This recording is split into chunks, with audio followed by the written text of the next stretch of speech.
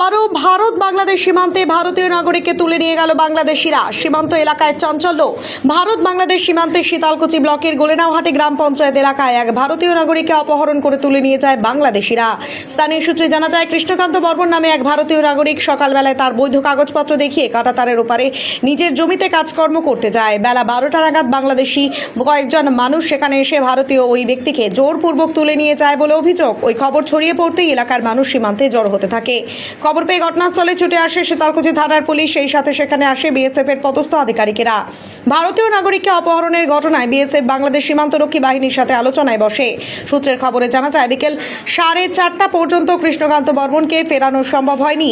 ওই ঘটনায় এলাকায় উত্তেজনা বাড়তে থাকে, তবে শীতলকুচি থানার পুলিশ পরিস্থিতি নিয়ন্ত্রণে রাখতে সক্ষম হয়।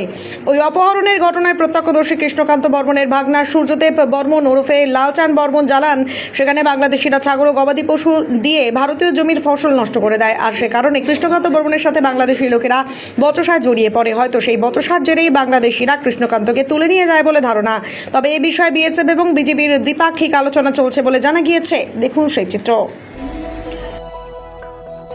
দুই মাটি হোপাকে মনে করি আমি ছিলাম আর কি। আচ্ছা আচ্ছা। আমার মামাক যখন নিয়ে যায় ধরলো, হ্যাঁ হ্যাঁ। মানে ছাগল ওয়া খাইতেছে। আচ্ছা ঝগড়া মানে কজন ঝগড়া মিলে করিয়া আচ্ছা। মামাকে ঘাট করি মানে ঝগড়া হইতেছিল। হ্যাঁ, তর্ক হইতেছিল, তর্ক হইতেছিল। করিয়া মানে মামা ঘাট করে নিয়ে গেল। আচ্ছা মুড়ে ছাগল আমার ইন্ডিয়ান ওয়া খায় আর মুড়ে আবার। আচ্ছা, তাহলে ওদেরই ছাগল ইন্ডিয়াতে এসে খাচ্ছিল। হ্যাঁ, খাচ্ছিল। আচ্ছা, সেইটা নিয়ে ঝগড়া ঝগড়া করিয়া আমরা আর কি ওই অবশ্য মামাকে বাধা দিলে না? বাধা দিচ্ছি, যখন নিয়ে যায় তখন আমার চিল্লেছিল। আচ্ছা, চিল্লে ওর শোনে না, তখন আমি চলে এসলাম, আসিয়ে গেটে করতে জানাইলাম। তখন বিএসএফ ছিল না ওপারে? ওপারে বিএসএফ তখন 12টার পাল্টাপাল্টি হয় তো। আচ্ছা, মানে ওই সময় বিএসএফ পাল্টাপাল্টি হচ্ছে। হ্যাঁ, ওই সময় আর কি না, ওইটা আর কি ওইটার সুযোগ। হ্যাঁ, ওইটার সুযোগ পাইছি।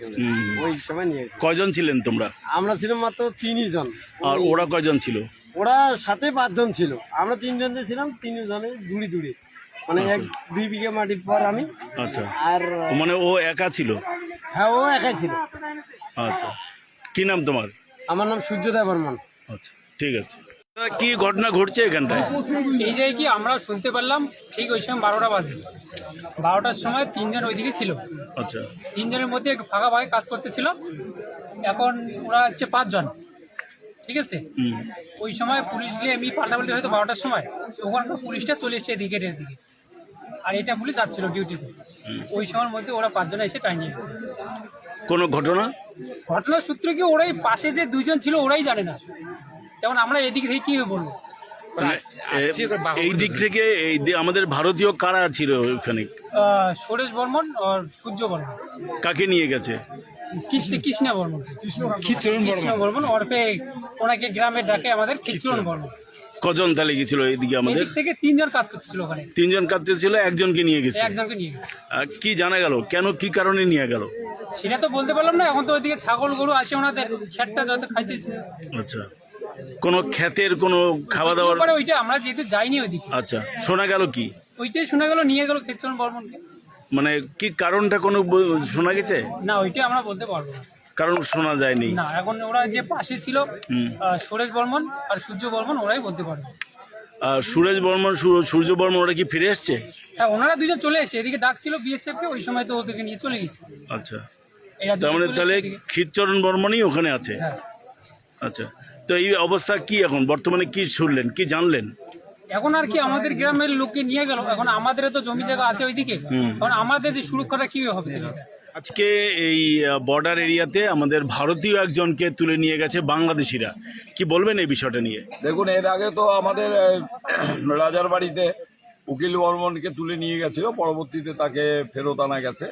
আজকেও সেই ঘটনার পুনরাবৃত্তি আমরা দেখতে পাচ্ছি এখানে। কৃষ্ণ বর্মন আমাদের এখানকারেরই বাসিন্দা, তার কাটা বেড়ার ভেতরে জমি আছে, কাজের সূত্রে গেছিল। তার জমিতে বাংলাদেশের কিছু ছাগল ওরা ইচ্ছাকৃতভাবে সেখানে জমিতে লাগিয়ে দিয়েছে, ফসল নষ্ট করছিল। তখন সে প্রতিবাদ করেছে, সেই প্রতিবাদ করার সময় তাদের সঙ্গে একটা সমস্যা তৈরি হয় এবং সমস্যার পরে তাকে তুলে নিয়ে যায়। সেই সময় আমাদের বিএসএফের কর্তব্যরত বিএসএফরা লাঞ্চ করার জন্য বাইরে ছিল, ভেতরে ছিল। ওই সুযোগটা নিয়ে তাকে তারা তুলে নিয়ে যায়। এখন আলোচনা চলছে, বিএসএফ এবং বিজেপির পক্ষে আলোচনা চলছে, নিশ্চয়ই একটা সুরাহা হয়ে যাবে বলে আমাদের মনে হচ্ছে। এই যে বিএসএফ এর তারের ভেতরে একদম তারা পাস নিয়ে ঢোকে, তারপরেও নিরাপত্তার অভাব বোধ হচ্ছে, কি বলবেন বিএসএফ এর? বিএসএফ তো প্রত্যেকটা মানুষকে তো আর নিরাপত্তা দিতে পারবে না, তাদের যেভাবে ডিউটি আছে তারা সেইভাবে ডিউটি করেন এবং সবসময় আগে তারকাটার বাইরে রাস্তায় তারা ডিউটি করতেন, এখন সাধারণ মানুষকে নিরাপত্তা দেওয়ার জন্য তারা ভেতরে গিয়ে ডিউটি করেন। তাদেরও কিছুটা পরিবর্তন হয়েছে, কিন্তু বাংলাদেশ আমরা দেখেছি গত অভ্যুত্থানের পর থেকে বাংলাদেশের মনোভাবটা, আগে যে হাসিনা সরকার ছিল তখন যে একটা আমাদের সঙ্গে একটা আলোচনার মাধ্যমে তখনও অনেক ঘটনা হতো, বিএসএফের সঙ্গে আলোচনা করে মিটে যেত, কিন্তু এই নতুন পরিবর্তনের সরকার আসার পরে তাদের মধ্যে একটা ভারতের সঙ্গে বৈরিতার একটা আমরা দেখতে পাচ্ছি।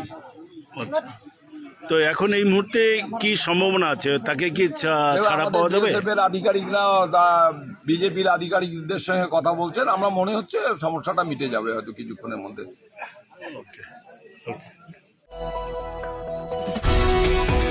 নমস্কার, Sitai Imran automobile service Bajaj showroom আপনাদের স্বাগত জানায়।